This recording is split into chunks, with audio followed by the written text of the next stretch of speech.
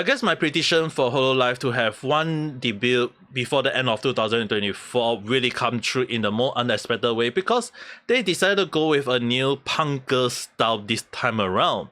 Hello there, how's it there? I'm Mega Kita des. So some time ago, I actually made a prediction to a friend as well as in a way that I guess Hololive will have a new debut near the end of 2024, but because they actually debuted another team called Holo Justice for the EN, so my prediction kind of like threw out of the whack because I thought that was the end of the year for Hololive to have a so-called last debut. Unexpectedly, they decided to go with a new debut, and to be honest, I'm not complaining because when I look at the 5 new debut and I went to watch their live stream, yeah, I can definitely say they are quite an interesting team to have. Although one of them talk about a sandbox push shit, whatever thing like that, I was like, what the hell did I just hear? So yeah, 5 of them are quite unique, and I guess one of them decided to do a late print of their feed, which is kind of interesting, not something that you get to see on a daily basis. So I'll put the link to this site for you guys to check if you guys are interested. They are quite an interesting team like Isaki Riona, Kogane Nico, Mitsumiyazu, Rinto Shihaya, and Kikirara Vivi. It's basically, I had no idea is that even a Japanese name or not. But anyway, there's quite an interesting thing that if anyone do know about fashion as much as I do, will definitely know that it is definitely the punker style. I know there will be some people saying like that's not really the punker style, about fashion always change, deal with it. So the thing is, right, when you start looking at a lot of situation, it's kind of interesting to see that the style is definitely some sort of like modern punker style, and it's really kind of interesting to see this team, considering that I have not really seen much punker within the whole the so-called group of Hololive other than Towa and Caddy. So Towa-sama and Caddy Daddy is that both of them are technically have the so-called their model a bit of the punker style, or kind of like that in that direction. And as time got passed by, you can definitely know that some of the people do have a little bit of punk style themselves, but it's not really like all in. So looking at this, it's really kind of like give me the assignment to see what kind of song will they be going for, what kind of like team they're going with. It's just that, again, knowing that this is Hololive, often more than not, we can expect that they are going to do something unexpected, unlike their own model. Because when we say like Laplace being the so-called leader who is the most evil thing, turn out that she is the most kind people that we can come across in our life. So yeah, it's kind of interesting to see that they already kind of like through the first debut really showcase what an interesting thing, including one of them decided to talk about pooping in a freaking sandbox, and I was like, dude, that's not the way you debut and talk about it, for goodness sake. But anyway, again, back to the point, it's this kind of caught me off guard a little bit again. It's not just because of Holo Justice are debuting for the EN side, but again, this is on the JP side. So normally I would not talk too much about it, considering that I would just kind of like do a short random chat and then just be done with it. One of the things that I previously did talk about the EN debut that time was that it caught me off guard for a very simple reason. Not just because there is a lot of bird chirping in my background, but actually more so on the part is that Hololive production during, I believe, was the new the finance report. They decided to talk about how they want to prevent too much new debut or new wave, considering they want to concentrate on their current talents.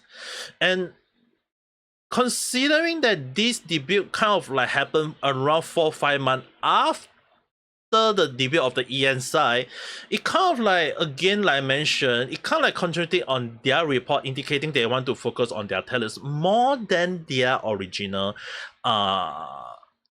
going with new wave. So having new wave between like 4 months, 5 months apart, this kind of like seemed a little bit thrown out of whack for many situations, considering that a lot of people may not be aware, Holo Min or the Holo EN first generation debuted quite soon after the generation 5, which is basically kind of like make generation fight like Potasan and Lemisan others, which kind of like throw them a little bit off because one of them have a one of the members also kind of like decided to graduate like within a few months. So considering that this is quite an interesting take by Hololive, it really does beg the question like, is it because they decided to have like having a new debut to kind of cover up one of the incident that happened recently, which is basically a lot of people may not be aware, is basically the late payment or unpaid to artists. Hololive have kind of like screw up on that, but what I do not want to talk about that is a lot of people tend to give false information. When people saying that Hololive like didn't pay artists or unpaid. In fact, what a lot of people may not be aware is that they had indeed paid them, and it was an incident that happened in 2021 to 2023. And the thing is, right, when people say that it's under the Japan government law for them to pay it, but the thing is, right, the law only happened only in this month, November. It is in this November 2024, this year as well, that the law was finally implemented that any company that hire artists must pay accordingly, and if there is late payment or additional work, they must pay accordingly to how much they are owed. But the thing is, right, this law only happened and effective from 2024 November. So if Hololive decided to play bastard, they can choose not to pay them and they won't get punished for it. But it's because that they pay for it in a way that I think that the government are using Hololive or Cover Corp as a living example to other company.